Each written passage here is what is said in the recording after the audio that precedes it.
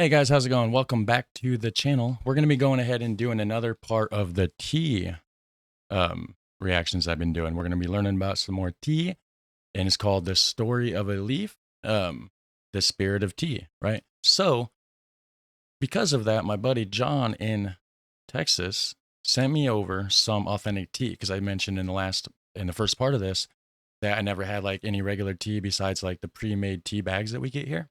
So, awesome as he is, he decided to go ahead and send me some tea. So I have here, I'm going to be drinking some tea and trying this out while we're watching some more of this. So we have some super antioxidant green tea. I already checked it. I tore the package open like a week ago when I got it. It's been really hot here, so I haven't been wanting to drink any hot tea because of the weather. My air conditioner broke and stuff. Kind of been sweltering in here, guys. So, but it's not so bad today. So I'm like, you know what? It's a good day to drink some tea. So super antioxidant green tea. We're not going to be trying that one this time. Got some English breakfast tea here. Earl Grey, which I really do like Earl Grey. So I don't know how much better this is going to be than the regular Earl Grey that I've had in the pre-made bags. But it's authentic tea, so nice, very nice. And we have this one, is the one I'm actually going to try. Allegro tea, organic, awesome, Banasipati. I don't know what that is, but it's a rich, dark, malty, and stout, it says. This is an Indian black tea right here. So he sent over some of these. I already washed this one up. A couple more in the thing here. But we're gonna check this out while I brew my cup of tea and enjoy it. So we're gonna continue this journey. As always, the links to the original video will be in the description section down below, so make sure you go check that out and show the original channel some love and hit like on the video. So let's check this out.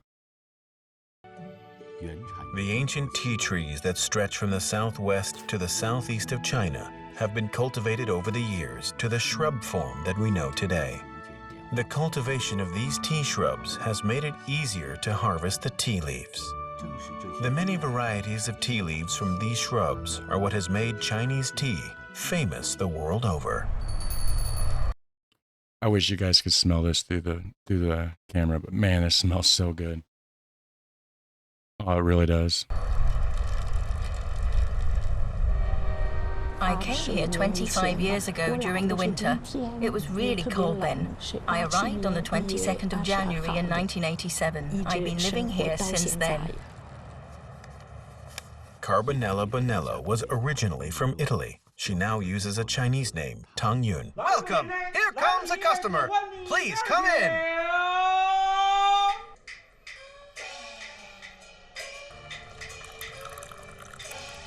I'm Italian. Of course, I love coffee. But since I came to China, I started drinking tea.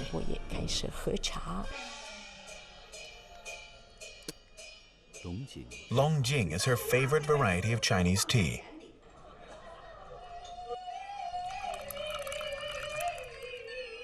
Longjing is her favorite variety of Chinese tea. Unlike other foreigners, the Longjing tea in the Beijing tea houses cannot satisfy her. In April of 2013, Tang Yun goes to Hangzhou. She's here to spend the tea season with a family of tea growers.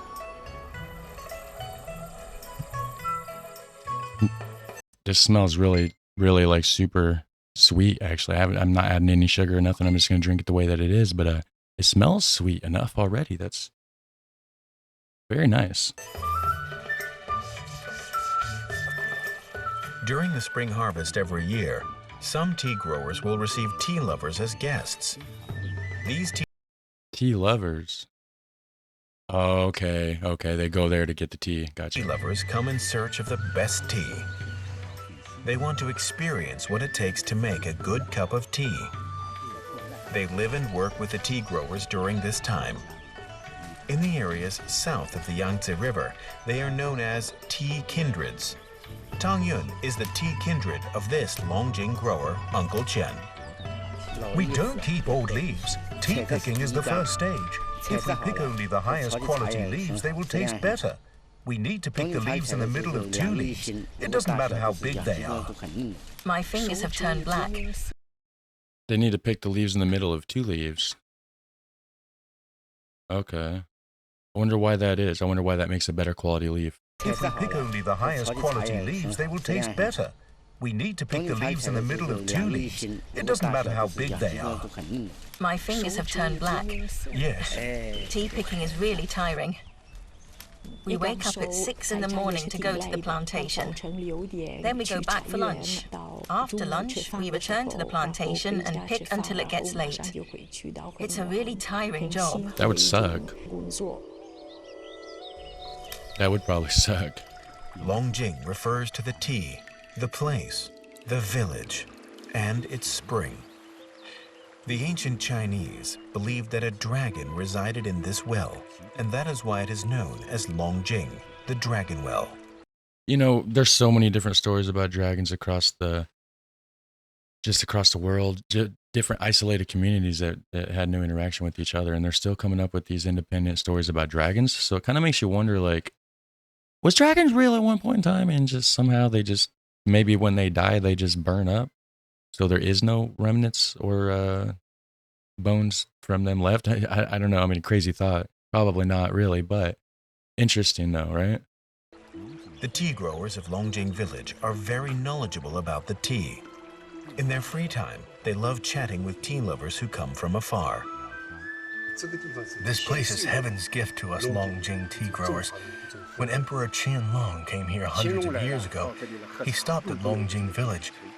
After he tried the tea here, he didn't say anything. But 3 years later, he conferred its special imperial status. I didn't think this through. Emperor Qianlong even wrote about the Dragon's Well tea. That was a piece of history he left here. There we go. I didn't think it through. I didn't have anywhere to put that. It was dripping tea everywhere. So I put it in a shot glass that I have over here for now. Let me check this out.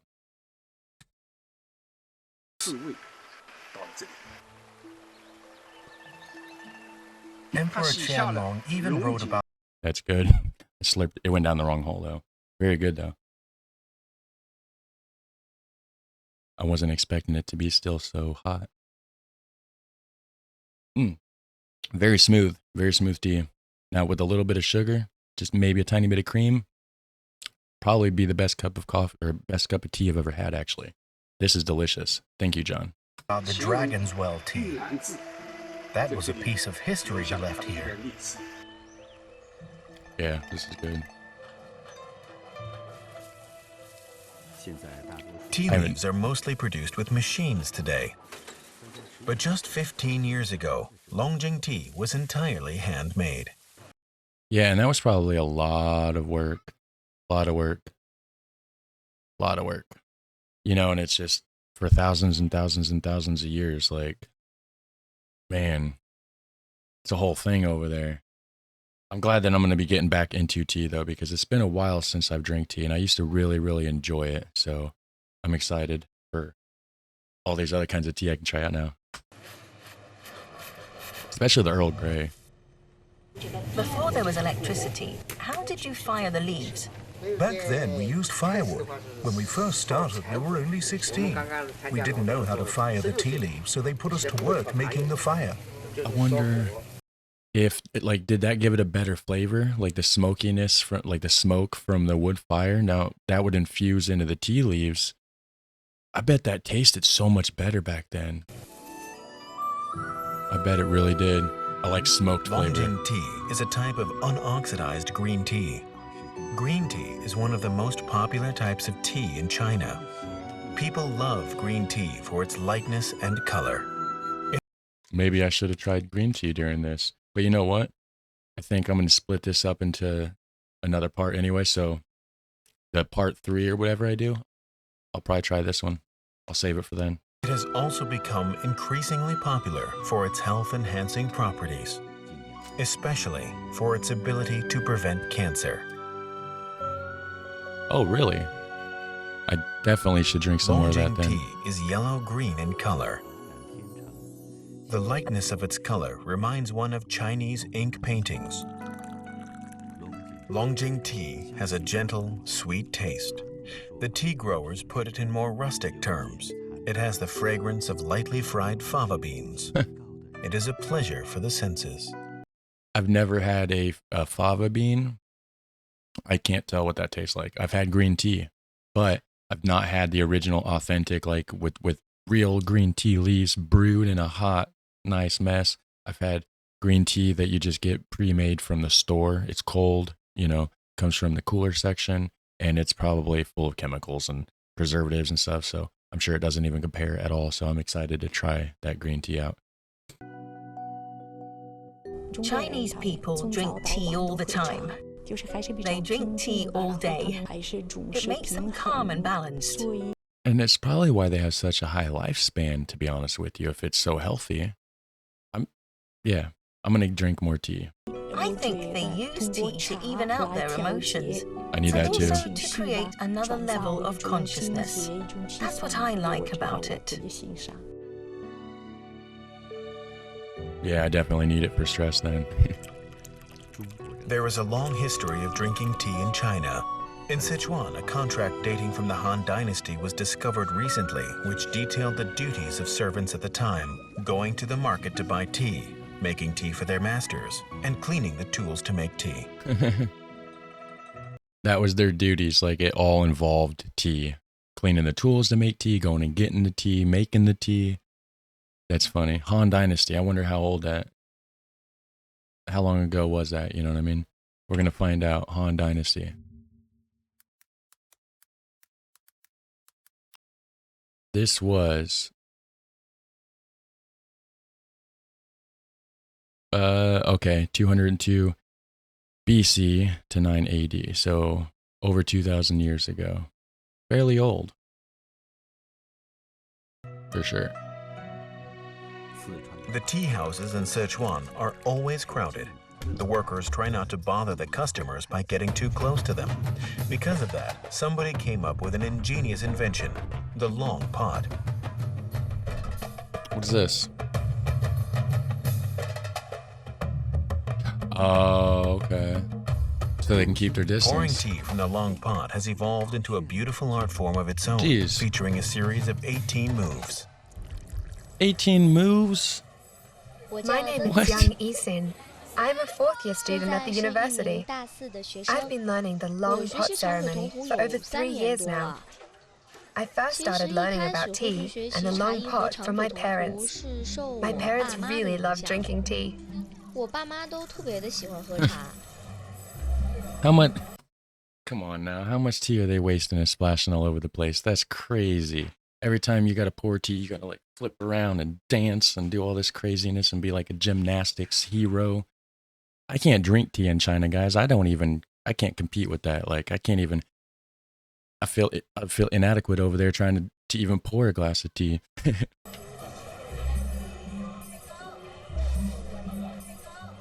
The city Chengdu is one big tea house. Every tea house there is a microcosm of Chengdu. What's that guy doing?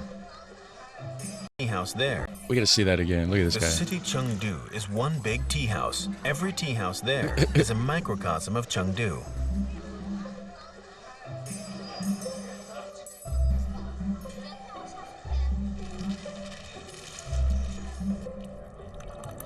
See, spelling tea. Yep.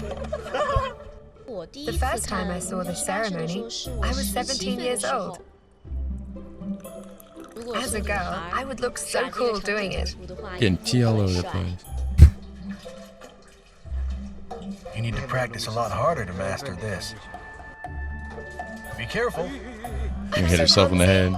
Just keep practicing. Show me. You need to try harder. You know, I always think it's funny when you got the Chinese stuff and then you got it dubbed over in English. It just sounds so, I don't even know. It just sounds so just fake. But it's not. It's just translated to English. But it's just the way they say it. Like, I don't know. It's like, maybe it's just bad voice acting. I don't know. Show me. You need to try harder. Yeah. All right, try again. Why wouldn't you teach me that move? It's not about teaching you. You can't do it anyway. Why can't I do it?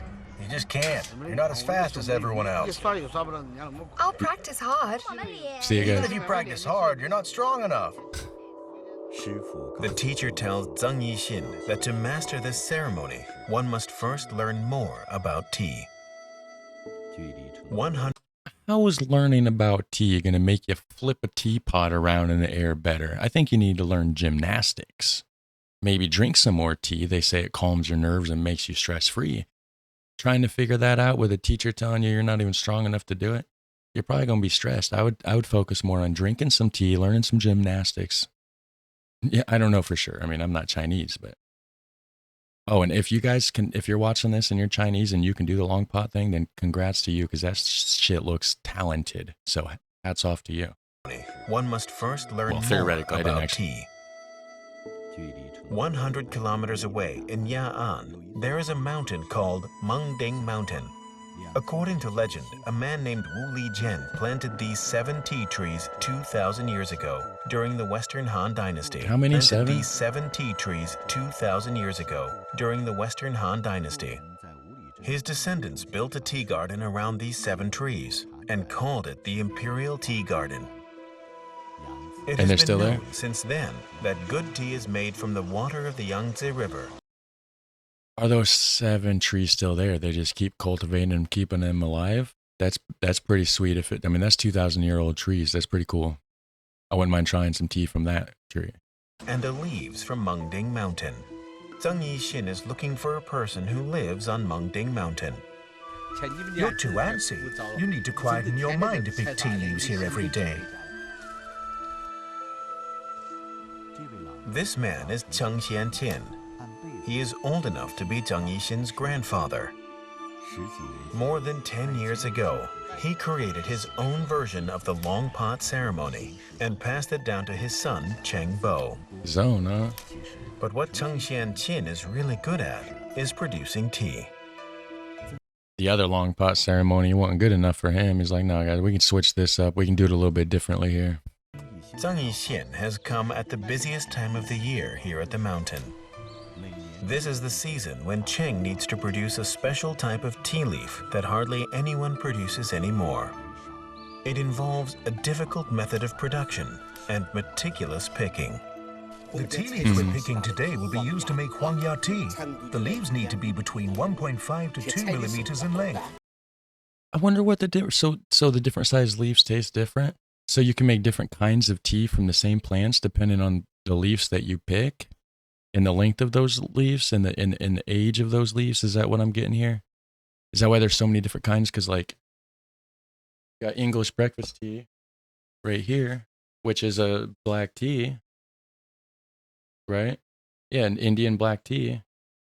This one is also an Indian black tea, but it's different. This one's Assam Banaspati or whatever that's called. But they're both black tea from India. Very interesting.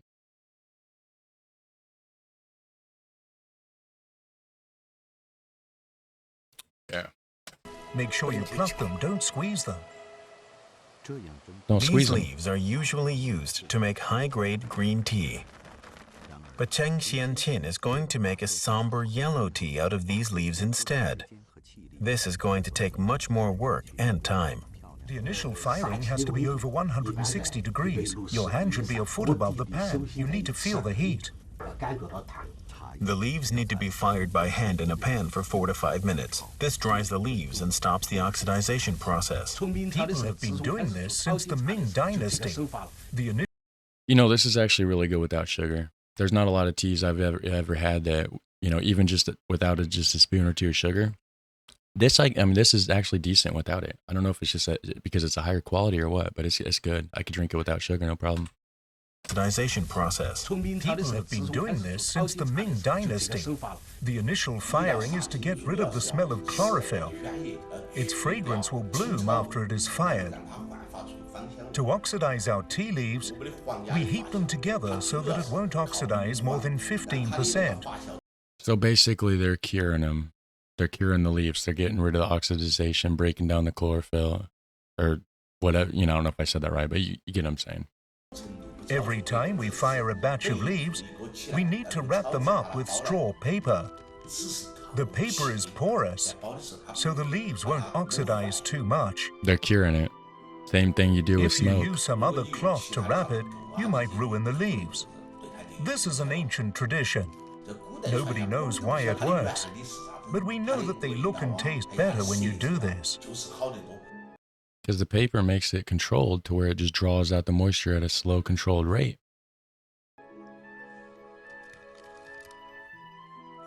Yellow tea is a very delicate type of tea. It has the fragrance of green tea, but with an added suppleness. The temperatures at which it is processed need to be controlled precisely. This is hard to do, even for experienced tea producers. Okay. It needs 36 hours to transform. What's changing about it, though? I don't know. Cheng Qianqian didn't actually grow up on this mountain, but he and the mountain are old friends, and he knows it like the back of his hand. They're just After all, friends. he's been here for 50 years. Yeah, it's a This long damn temple was time. built during the Three Kingdoms over 1,000 years ago.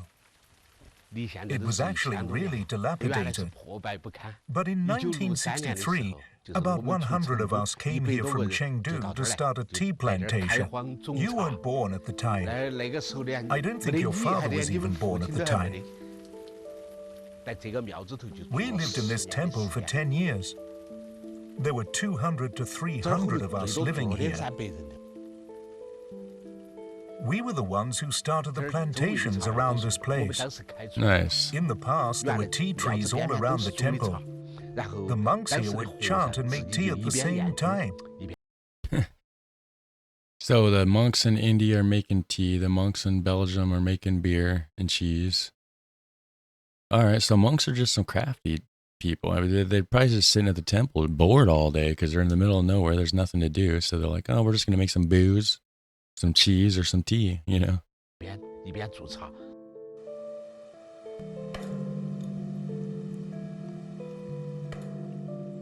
Historically, most of the tree gardens here belonged to the temples. The monks believed that planting tea, making tea, and drinking tea were all part of the Buddhist way of life.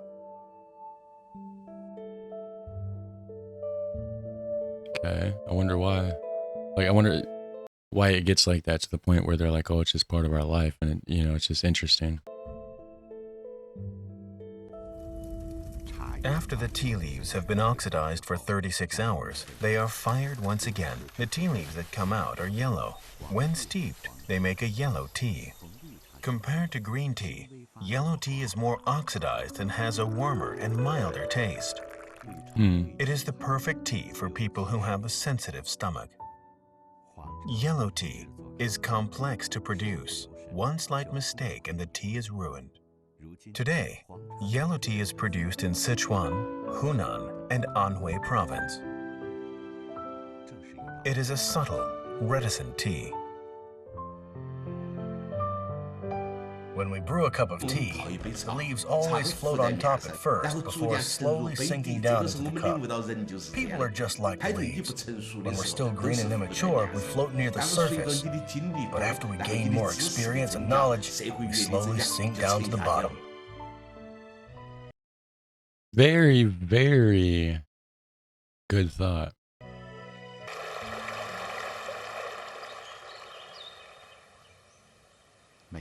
During the springtime, in Tongmu village in Wuyi Mountain, the smell of pinewood smoke lingers in the air. To most tea manufacturers, this smell completely destroys the flavor of tea. Really? But to the tea producers in Tongmu, I think it would be good. this smoky smell is the best smell in the world. It is the secret, in fact, to the first black tea in history, Lapsang Souchong. So black tea, what I got.